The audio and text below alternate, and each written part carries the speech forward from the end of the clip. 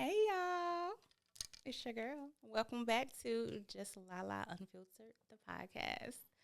So today we got an interesting topic because you guys know when we first started, I said we were going to entertain, inspire, and educate.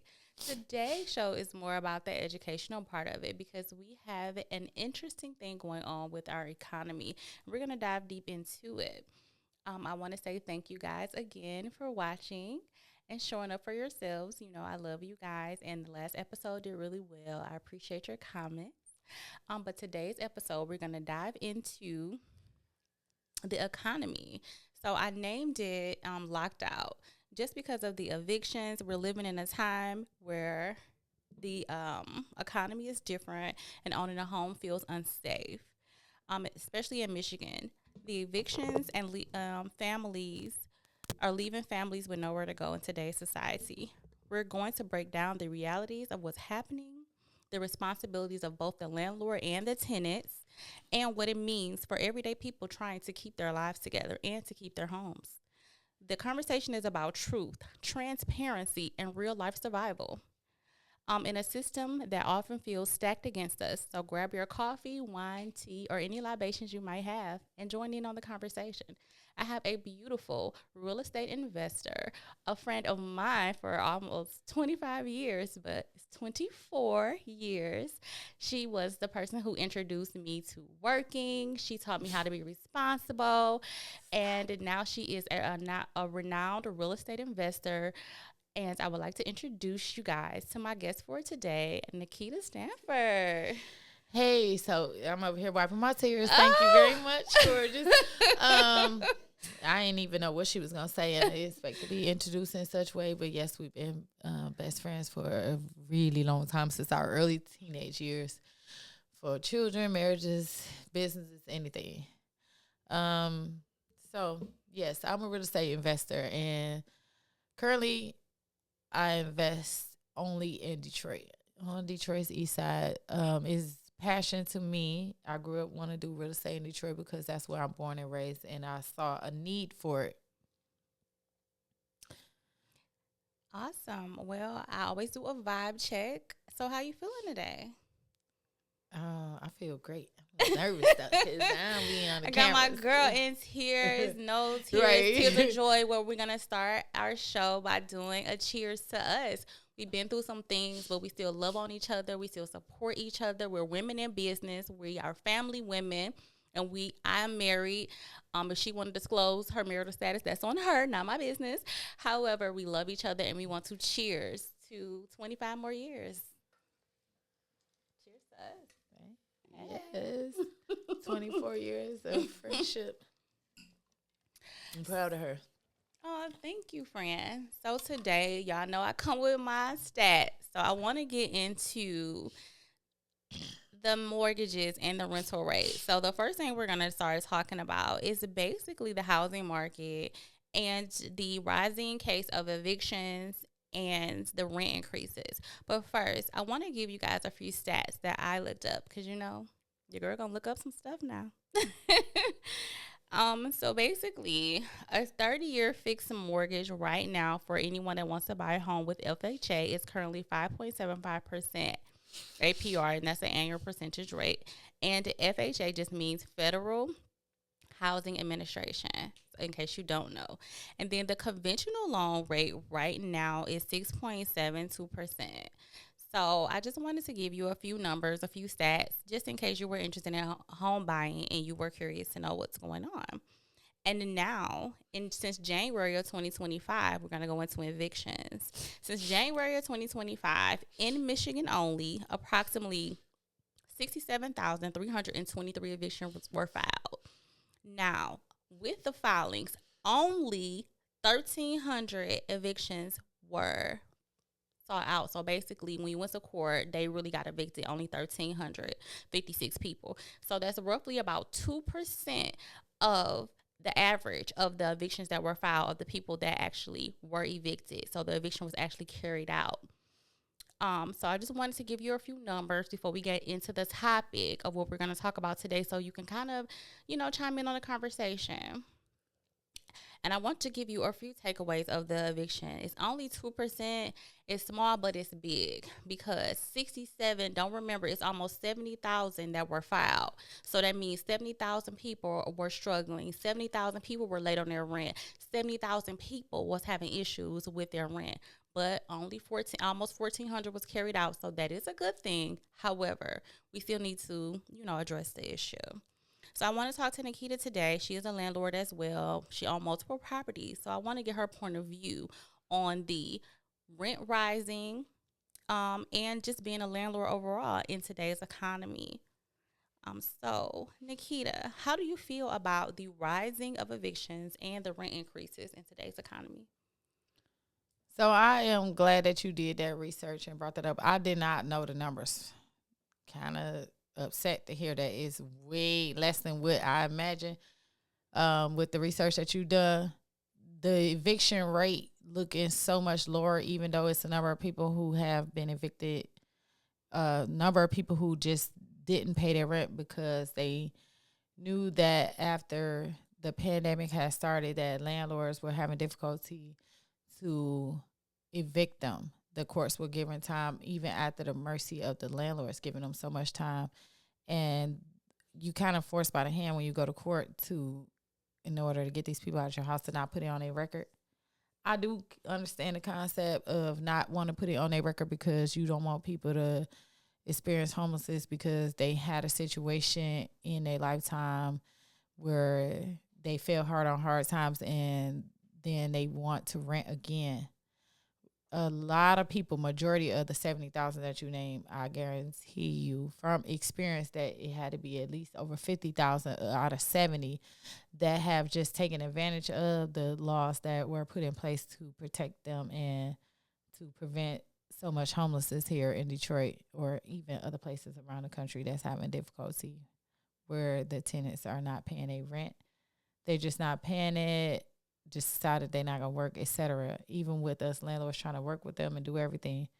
The issue that I'm seeing is that they're putting a lot of landlords like myself, private landlords who do have the leniency with them and trying to work with them, is that they put us in such situations where we may not be able to help those who are doing their very best. And that is why a lot of landlords are doing rent increases, and also higher credit score requirements and longer employment and verifications, etc., due to the risk that there is. It's kind of difficult to distinguish if you are being an uptight landlord that don't give a person a chance, or do you want to protect your investments? Because it's a job just like anybody else go to a job. When you go to work, you expect to get paid. The prices increase does affect everybody. Even with me, when I have to give a number on the rent and the number is over $1,000 for a 2 or 3 bedroom in Detroit. Which, so I'm happy you mentioned that, not to cut you off, but I want to also give you some more statistics that I, researched because I'm your girl of research. So I wanted to talk about affordable housing, and I want to give some numbers. So today in Michigan, I did research for Michigan and Michigan only. And to my listeners that's not from Michigan, I love you guys. If you want me to look up your area, I will. But for Michigan, currently, to afford a 2-bedroom home it says about $1,200 to $1,300 for a worker. And they said that workers roughly, that means about $24 to $25 an hour. However, the minimum wage currently still in Michigan is only $12.48.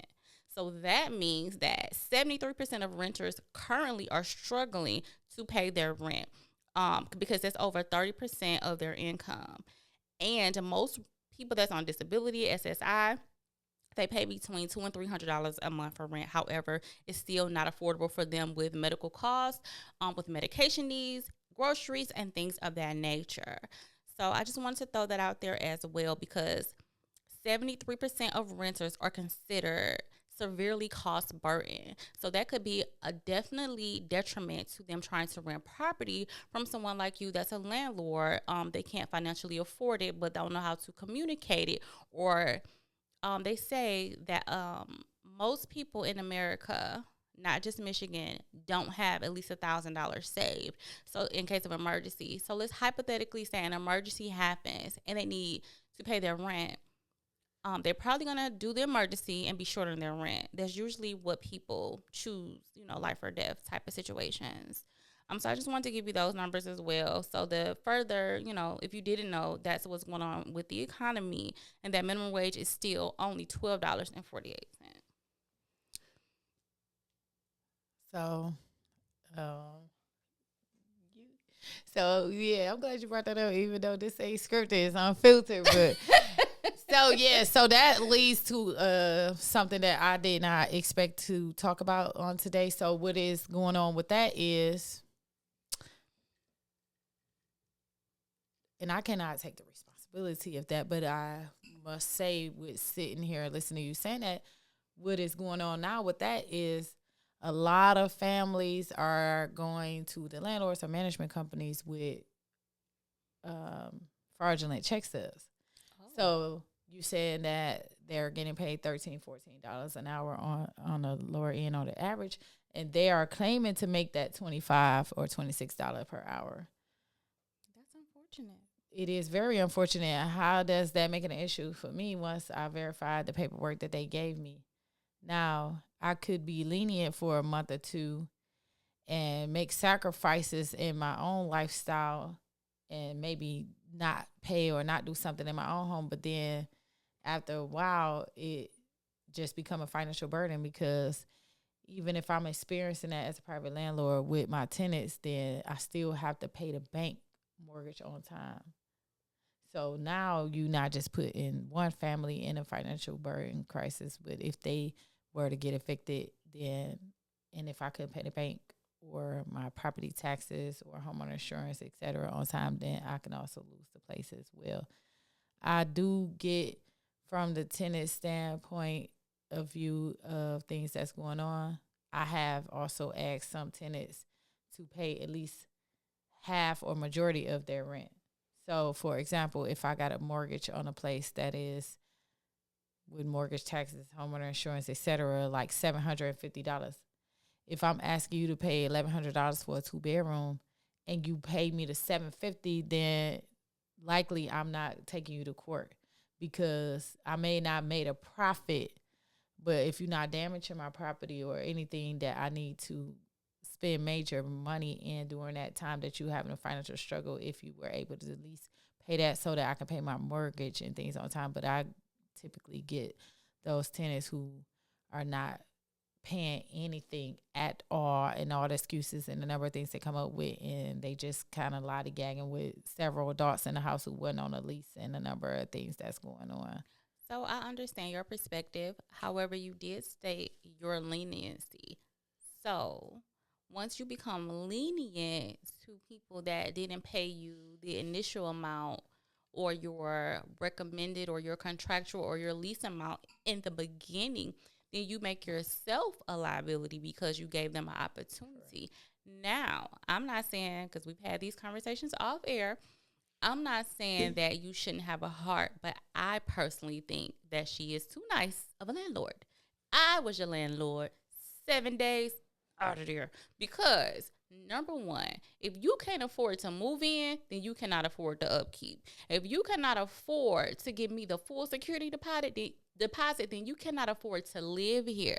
My girl is extremely lenient as a landlord, and I think that's where her frustration comes in, because it does not mean you're homeless or you heartless. It just means you just can't afford this. You're not my tenant. Just like people say you're not my crowd or this not my space. You're not my tenant if you can't come with your security deposit and your rent paid in full within the allotted time. Now, even if you get your additional 7 days or whatever, I just feel like you put yourself in financial harm's way when you allow too much leniency in regards to your renters or anybody, that's renting. Hardships happen. I'm not that cold hearted, but I feel like this: business is business. And I used to have a landlord that used to tell me, don't make your problem my problem. So, therefore, if you moved into my property, then you need to have your money. That's just that on that. Because then you put yourself you make yourself a liability because you're allowing people, multiple people, chances. Now you have mortgages or taxes and different things that are affecting you financially because you have a heart. Does not mean be cold hearted. For example, if you have a renter that's paying 10 years straight or a year straight or 2 years straight and they having an issue today because of whatever, okay, that's fine because it's not been an ongoing thing. But if you've been a renter and you had issues from the jump, that means that this how you start is how you finish. So you're gonna continue issues. And when you are a landlord, you're making yourself a liability by constantly giving chances when someone who couldn't afford to live here in the beginning. So that's my personal opinion. But I'm not a landlord. I'm just speaking on someone that has been a renter for so many years. But I'm currently a homeowner, so that's a whole nother thing. But even banks give you 15 days. If you're a homeowner and you have a mortgage, they give you 15 days before they deem it's late. So just FYI. But I wanted to talk about also the responsibilities of the landlord versus the tenant. So doing my research, it says that as far as landlord responsibilities go, they are to provide safe and stable housing. They should have a working HVAC. They should have a safe structure, no mold, leaks, or infestation, no broken locks. They should do repairs, maintenance, and fix any issues. They should keep the property up in regards to the city or state building codes. They're legally and responsible for state taxes. And if they do any evictions, of course, that's their fee as well. They are responsible to receive a security deposit. They are to respect your privacy and give notice prior to entering the dwelling. And they should not discriminate with race, gender, or family size. And they should give reasonable rent per the current economy rates. And I want to talk about, well, before I go into tenant responsibilities, do you have anything to add to the responsibilities of a landlord?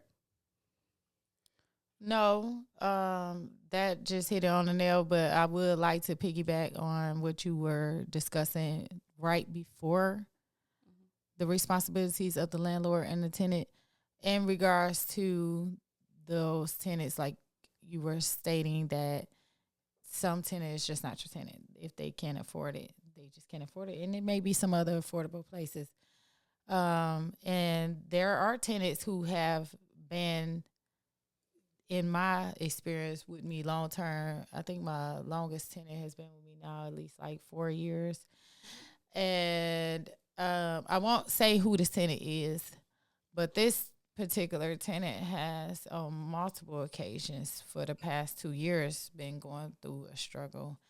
The first 2 years, the payments were made on time, and the last 2 years, it's been a financial struggle where this tenant will get 2 or 3 months behind, but they would actually come up with the money. They not a headache. They maintain the property. They hardly call for anything. So that's a good tenant. I haven't went on a rent, not ever, even when the insurance company and the taxes have went up.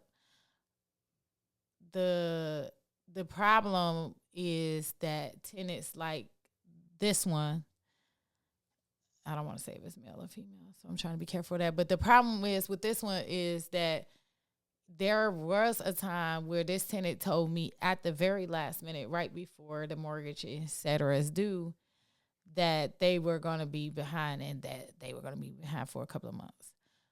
And they were kind of like, you know that I will pay you. I've paid you before. But in this situation, I had other people that just chose not to pay their rent, damaged the property, and was going through a number of things. So that's the issue with, if you go to work, how do you keep showing up for work if you're not getting paid because you don't have no food to eat? And if you don't got no food to eat, you can't think straight, and you don't got gas money, you don't got et cetera. So I want to know how it is that I'm expected to continue to do my job as a landlord when you talk about those responsibilities, when you went into that about the responsibility of the landlord. How do I continue to maintain the property? And that's what's happening in Detroit. So with the evictions and everything, the tenants who refuse to pay their rent or just stop paying it for so long, and throughout the court process, then they get to mentioning things that suddenly need to be fixed or etc. But if you not paying, the landlord is not making a profit, and they barely just paying their mortgage, taxes, and homeowner insurance, and they're expected to also keep up with inspections and maintain the property while not receiving any money from the tenants. I'm so happy you mentioned that. So that goes into the tenant responsibility. So all the tenants, listen up. Your responsibility is, once you sign that lease, to pay your rent on time, to keep your financial agreement as outlined in the lease, your communication, if any hardship shall arise, proper use of property, avoid damaging the property. She was going to bring pictures, y'all. I didn't let her do y'all like that. Okay? Say thank you in the comments. She was going to put y'all out there for damaging her properties. Follow the rules. Your shared spaces. Keep unit clean, fresh. Report any issues early. Any leaks, pests, report it early so that it could be, fixed. Allow access for repairs, and be considerate if you are in a community living space. I think those are all doable things, but of course, in this economy, we are having a lot of financial hardship. So with being a landlord, my heart goes out to you guys, because she is not, of course, the first person that has complained, that posts photos of people damaging their property because they could no longer afford to live there. So they decided that they would, be destructive to the property because they eventually had to be evicted. And that's unfortunate. I can't tell you anyone how to go about moving, and because everybody's circumstances, especially in this economy, is different. But I do want to say to the landlords, including my friend, I appreciate your grace. I appreciate your heart. But it's people that don't have heart. I'm just going to point.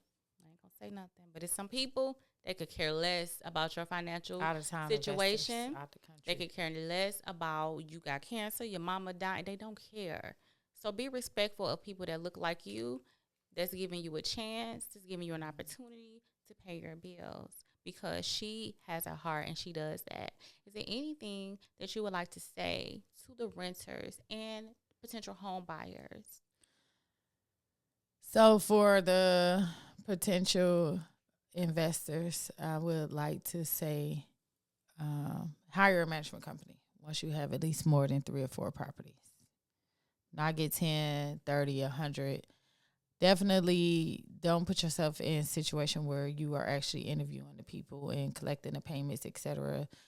So this way you do not have to find yourself being in such situations like myself. And it's just business, because if you put yourself in a financial burden, then you are no longer able to be that landlord. And we do have some slumlords, but we have some good landlords like myself that are compassionate. But if you do that and you end up in such situations, then, and you do not have the ability, with me, I actually saved a lot of money before becoming an investor in rental properties, and I have used that to help a number of families. But if you're not in that such situation, and you like the average person or the average American, and you live in check to check and you depend on that rent, then you could put your own self on the street. For tenants, and I must sincerely say this, it seemed like you getting away with something, and you go to the next landlord and you come with this fake paperwork and do that is running out. There are a lot of really good investors, a lot of good landlords that's pulling out. And you don't know who is buying all these properties. It's a lot of investors who would never know you, never understand your situation, never care about you, can never relate, because they have so much money and never been in such situations. So they can't even think and we don't even know you by anything but except the payments, the address, and your social security number. We really running out of a lot of private investors and landlords that are humane like myself and that have come from little, that can have that compassion for you. It's some ways that you can work with your landlord, like landlords like myself, where you can let them know what your your checks is, and do that. A lot of people get behind on their rent, and they just figure, I might as well not pay anything. Any event that you're going to do that, just free game. At least save the amount of money that you would have been paying for rent so that you can go ahead on and have money to move. The sad thing is that I've had tenants that got 5 months, 7, 8 months of non-payment on water bill. They have not paid any utilities. They have not maintained the property, the yard, or done anything. Yet they still had an income and means, and not have anything saved on the day that the bailiffs are there to put them out. They literally dive in the dumpsters. It's a very difficult emotional thing to see, and I am really looking towards investing in commercial and having management companies, people that I have no relationship with, to oversee the properties. The thing that's holding me back are those tenants who've been with me long term, and they can relate and they do understand the importance of paying their rent, and they come up with it. But even when those tenants get behind, and as she said, whether they got cancer, whether they got this or that, when you go to work, you're not trying to hear that. How do you expect me to come to work and be that good employee? Because I work for you as your landlord, and the expectations of this, that, and other. And also remember this, as a tenant, the profit is probably 30% of what the landlord is asking for, if that, but it's definitely less than half. So if your rent is $1,200 for a 2 or 3 bedroom, then depending on if the landlord has a mortgage or et cetera, but everything is going up. The insurance, especially in Detroit, I'm not sure about everywhere, but especially in any major city, the insurance rate's going up because the number of claims that landlords have had to make. The mortgage rate, as she stated at the beginning of this show, have gone up.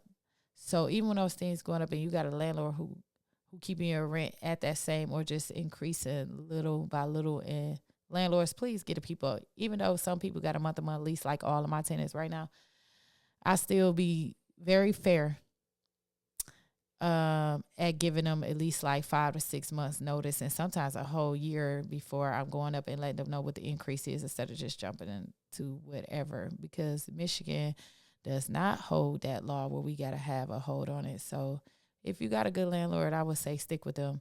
And if you're going to really mess up your landlord, just free game. At least save the money that you would have been paying, or at least have that to put yourself or your children through that. The water runs out. The well is running dry. And I just see it, a lot of homelessness that's going on, and I want to find ways to help prevent it. Well, thank you so much for your awesome perspective and your knowledge and your education. For my guests. Again, for my viewers, please like, comment, and subscribe. But again, when we first started together a few weeks ago, I told you guys we were going to entertain. So that means I'm going to make you laugh sometimes. I want to inspire you because I live such a beautiful life, and so does my friends. And I want to educate because, again, we don't get the education that we need in regards to home ownership. We don't get the education that we desire as far as friendship, child trauma, just things that we go through, even grieving, just things that, you know, is taboo in our community to talk about. We're going to talk about those things here. So today, I just want to, again, say thank you for showing up for me, for showing up for yourselves, because Just Lala, the podcast, is not just a podcast. It's a safe space for us to heal together, learn together, and grow together. And to being real, it's not the exception. It is the standard. So being yourself, it's just a standard. You know, we are all unique in our own way. So thank you guys for showing up. And again, I'll see you next week on Just Lala Unfiltered, the podcast. Oh, one more thing from Nikita. So one more thing, I'm going to have a 2 or 3 bedroom coming up on Detroit East Side. I I ain't gonna say the exact location because I'm not sure which one gonna be available because I do have a tenant that's looking to move into a bigger house, but it either be near St. John Hospital or either near the old Eastland Mall. But both of those areas are pretty decent and the houses are both cute. And if they're interested in renting from you, qualified candidates, how would they contact you? They can contact me at my email at A as in Alpha, V as in Victor, I as in India, O as in Oscar, N as in Nancy. That's AVION919 at hotmail.com. They can also find me on Facebook or Instagram, whichever way people got it. Nikita Stanford. Because I know people, everybody ain't got a phone. Nikita Stanford or either Kita Boo. All right. So thank you. So if you guys are interested in renting from my girl, she is an awesome landlord. Please follow up with that. 2 to 3 bedroom available on Detroit's East Side. Again, thank you so much, guys, for showing up for me, showing up for yourselves. She takes Section 8 too. She just wanted to let y'all know. All right, love you guys. Till next time. Bye.